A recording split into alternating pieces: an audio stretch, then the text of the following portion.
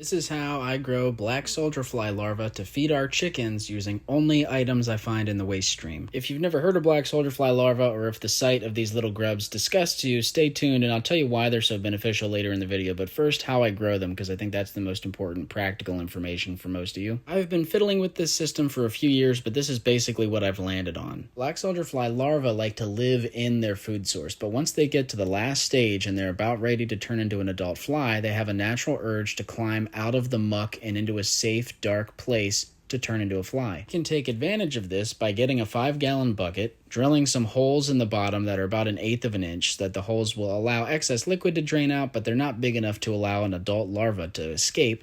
Then you build a little wooden frame that kind of holds the buckets at an angle, like so. Then you just add your food, put a plastic bin underneath the bucket as a collection tub, and wait, and it will fill up with larvae as they become mature. Now, an even easier way to grow black soldierfly larvae is to simply get a bucket that has no holes drilled in it, fill it with nasty food waste, and leave the lid just barely cracked. I didn't mention this with the wooden frame, but if you put food waste in those buckets, the black soldierfly larvae will come on their own. You typically don't have to add them to the bin, but if you have eggs or if you have larvae that you want to add into your bin, you can certainly do that. But the same idea applies with the standalone bucket system. If you leave that lid cracked, black soldierflies are going to come and lay eggs in the bucket, and the larva will hatch and start eating through the food waste. And now, instead of allowing the adult larva to self-harvest by climbing out of the bucket, in this method, you're just going to take the whole bucket and dump the entire contents of it into the chicken run after a few weeks when there's a ton of larvae growing on the food. Here in the Southeast, pretty much no matter what you do, if you start composting any sort of food waste, garden waste, you're going to get black soldierfly larvae showing up in your compost bin. So you're just taking advantage of that with the bucket as a way to collect the larvae and throw them to the chickens.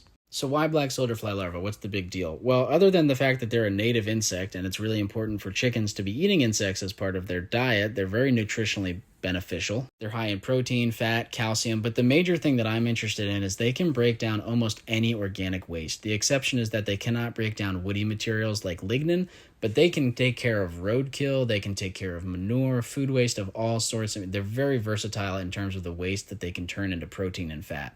Additionally, the adult flies don't bother people. They don't have a mouth part, so they can't bite us. The adult flies don't seek out food because they don't have a mouth. They only exist to mate, and so they're really just not a nuisance. They're native, they're very nutritional, and they can take care of a waste problem that we have. But these are some easy ways to grow them using things you find in the waste stream. You can also get black soldierfly bins, buckets that are specially designed for black soldierfly larva farming. If you want to go that route, I think those are great too. Let me know what questions you got. A reminder that if you buy black soldierfly larva from GrubTerra using the discount code in the caption of this video, it supports me and the composting industry.